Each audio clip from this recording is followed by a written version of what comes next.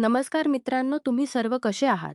माझे नाव अनु आहे. आता माझे वय 22 वर्षांचे आहे, पण मी 20 वर्षांची दिसते. इतकी की जेव्हा मी साडी घालून घरात फिरते, तेव्हा घरचे लोक मुस्कुरायला लागतात. माझे डोळे काळे-काळे आणि मोठे-मोठे आहेत. जणू त्यांच्यात काही मोठे-मोठे आहे. ओठ थोडेसे जाड आणि गुलाबी. जे बोलताना हलके-हलके कंपित होतात. माझी कंबर बारीक आहे. पण जेव्हा मी काम करते, तेव्हा असे वाटते की एखादी लाट चालली आहे. माझी त्वचा गव्हाळ्या रंगाची आहे, जी धुपात चमकते, जणू मधात तूप मिसळले असावे. चेहरा गोलसर आहे आणि गालांवर हलक्या-हलक्या डिंपल्स येतात जेव्हा मी हसते. लोक म्हणतात की माझ्या हास्यात जादू आहे. एकदा पाहिले की तो आठवणीत राहतो. हे मला माहीत आहे की गर्दीत माझ्या आजूबाजूला 2-4 मुले उभी राहिली, तर त्यांचे कान माझा आवाज पकडण्याचा प्रयत्न करतात किंवा त्यांचे डोळे माझ्या ओठांच्या हलक्या हालचालींचा पाठलाग करतात. पण काय करू? मी तशीच आहे. नाजूक नाही, पण नाजूक दिसते नक्कीच. सरळ नाही, पण सरळ दिसते खूप. आणि हेच सर्वात मोठे खेळ आहे. लोक माझ्याबद्दल वेगळेच काहीतरी समजून घेतात आणि खरी गोष्ट तर कोणालाच माहीत नसते. गावात सर्व मला बहू म्हणतात, पण मी अजून सिंगल आहे. फक्त दीदीची शादी शहरात झाली आहे. मी गावच्या शाळेत शिकते आणि एम ए करत आहे. पण घरचे कामही सांभाळते. कधी-कधी मी आरशात स्वतःला पाहते आणि विचारते, वा जर कोणी पाहिले तर काय विचारेल बरं? मी तर एक साधी मुलगी आहे. पण आयुष्यात कधी-कधी असे रिश्ते तयार होतात जे मनाला भिडतात. आज मी तुम्हाला माझी अशीच एक कथा सांगते, ज्यात माझे जिजाजी आले होते.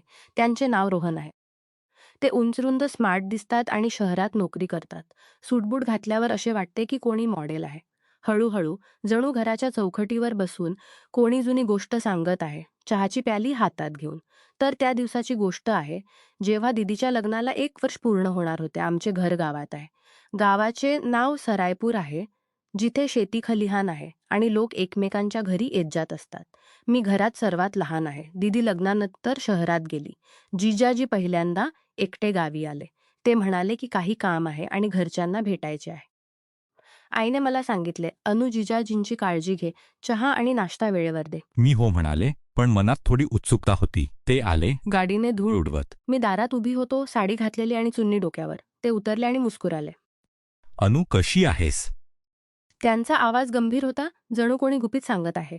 मी म्हणाले, ठीक आहे, जिजाजी. "आत या." ते आत आले, बॅग ठेवली आणि बसले. आईने चहा बनवला. मी तो घेऊन गेले. चहा त्यांच्या बोटांनी माझ्या हाताला स्पर्श झाला आणि थोडा वेळ रेंगाळला. मी थोडीशी लाजली. कदाचित चुकून झाले असेल, असा विचार केला. ते म्हणाले, "अनु, तुझा चहा गोड आहे जसा तू." मी हसले, पण मनात विचारले, याचा काय अर्थ? तरी मी त्याकडे दुर्लक्ष केले. संध्याकाळी सर्वांनी एकत्र जेवण केले. पण रात्री जेव्हा सर्व झोपले, ते छतावर सिगारेट ओढण्यासाठी गेले. मीही वर गेले कारण झोप येत नव्हती. ते म्हणाले, "अनु, इथे हवा चांगली आहे. बस." मी बसले. गप्पा मारू लागलो. ते म्हणाले, "शहरात एकटेपणा वाटतो, दीदी व्यस्त असतात." मी म्हणाले, "जिजाजी, तुम्ही इकडे येत राहा." ते हसले. त्यांचे डोळे माझ्याकडे होते, जणू माझ्या साडीच्या प्लीट्स मोजत आहेत. ते म्हणाले, "हो, आता येईन, कारण इथे काहीतरी विशेष आहे." मनात वाटले, जणू मला इशारा देत आहेत, पण मी विषय बदलला. "जिजाजी, तुमची नोकरी कशी चालली आहे?" ते सांगत राहिले, पण मध्ये-मध्ये म्हणाले, "तुझे डोळे रात्री चमकतात." मी विचारत राहिले, हे काय चालू आहे? रात्रभर झोप येत नव्हती. कदाचित जिजाजी मला वेगळ्या नजरेने पाहत असावेत, असा विचार येत होता. दुसऱ्या दिवशी सकाळी मी उठले तेव्हा जिजाजी आधीच उठले होते. मी नाश्ता तयार करायला लागले. ते स्वयंपाकघरात आले आणि म्हणाले, "अनु, मदत करू?" मी म्हणाले, "नाही जिजाजी, तुम्ही बसा." पण ते थांबले आणि म्हणाले, "हा आटा मळणे कठीण आहे. मी दाबतो." ते आटा मळायला लागले. त्यांचे हातबाहू मजबूत दिसत होते. त्यांचा श्वास माझ्या गळ्यावर पडत होता. ते म्हणाले, "अनु, तुझी त्वचा मऊ आहे जसे आटा." मी चक्रावले पण हसले. कदाचित मजाक असेल असा विचार केला. नाश्ता झाल्यावर ते म्हणाले, "चला, शेत दाखव." मी त्यांना घेऊन गेले. शेतात फिरताना ते म्हणाले, "अनु, तू इथे एकटी आहेस का?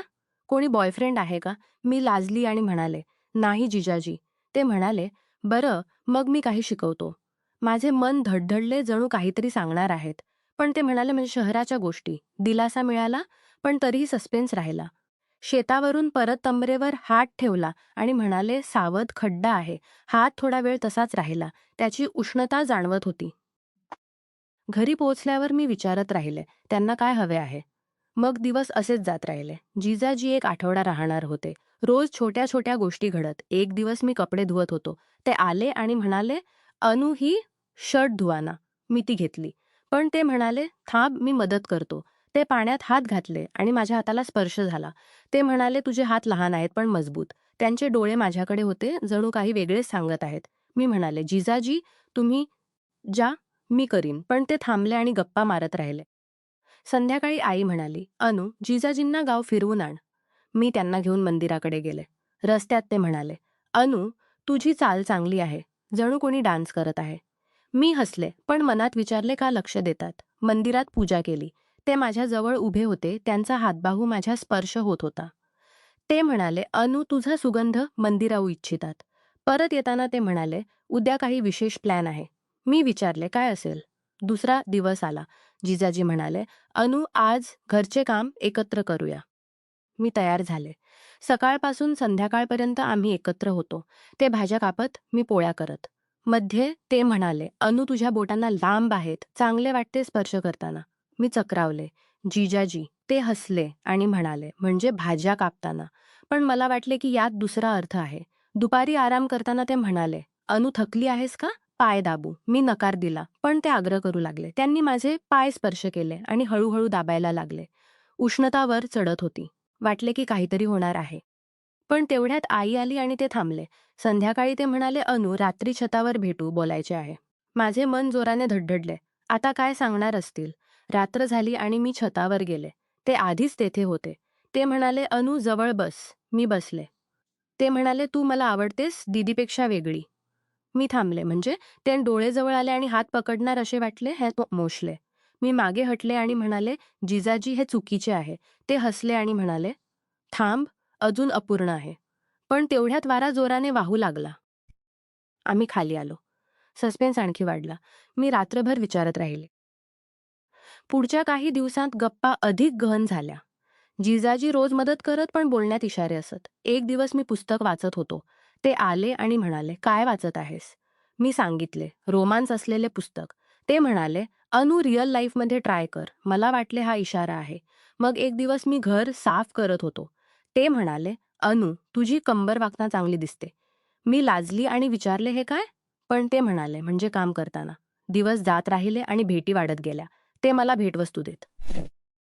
एकदा एक कंगन दिला आणि म्हणाले, तुझ्या हातावर चांगले दिसेल. ते घालवताना माझा हात पकडला आणि बराच वेळ धरून ठेवला. वाटले की काहीतरी खास जाणवले. मग एक मोठा क्षण आला. गावात घरात एक जाजी मदत करत होते. रात्री सर्व थकले होते. पण ते म्हणाले, अनु, थोडा वेळ घालवूया. आम्ही बाहेर गेलो आणि शेताच्या मेडीवर बसलो. ते म्हणाले, अनु, मी तुला काही सांगू इच्छितो. माझे मन थांबले. ते म्हणाले, मी इथे आलो कारण एक राज आहे. मी चक्रावले. काय? ते म्हणाले, तुझ्या दीदीला माहीत नाही, पण मी एक खासगी गुप्तहेर आहे. तुझ्या बाबांचा जुना मित्र त्यात सामील आहे. मी तुझ्या मदतीने सुराग गोळा करत होतो. मी स्तब्ध झाले. तर सगळे खोटे होते. ते म्हणाले, नाही, गप्पा खऱ्या होत्या. पण ड्युटी प्रथम. आता प्रकरण सोडवले गेले आहे. मग खरा वळण आला. आता प्रकरण सोडवले गेले आहे. मग खरा वळण आला. तर आपल्या लहान बहिणीसारखे पाहतो, जी लहानपणी हरवली होती. तू तशीच आहेस. मी तुझे रक्षण केले. ते इशारे फक्त तुला टेस्ट करण्यासाठी होते. मी हसले आणि म्हणाले, जिजाजी, तुम्ही खरोखर चांगले आहात. ते गेले, पण आमचे संबंध अधिक मजबूत झाले. आता मी विचारते, आयुष्यात असे वळण येतात जिथे वाटते की काहीतरी होईल, पण प्रत्यक्षात काहीतरी वेगळेच निघते. पण शेवट चांगला असेल तर सगळे चांगले. कधी कधी आयुष्यात काही जाणवते, जे नंतर वेगळे निघते. तरीही अंत भला तर सर्व भला.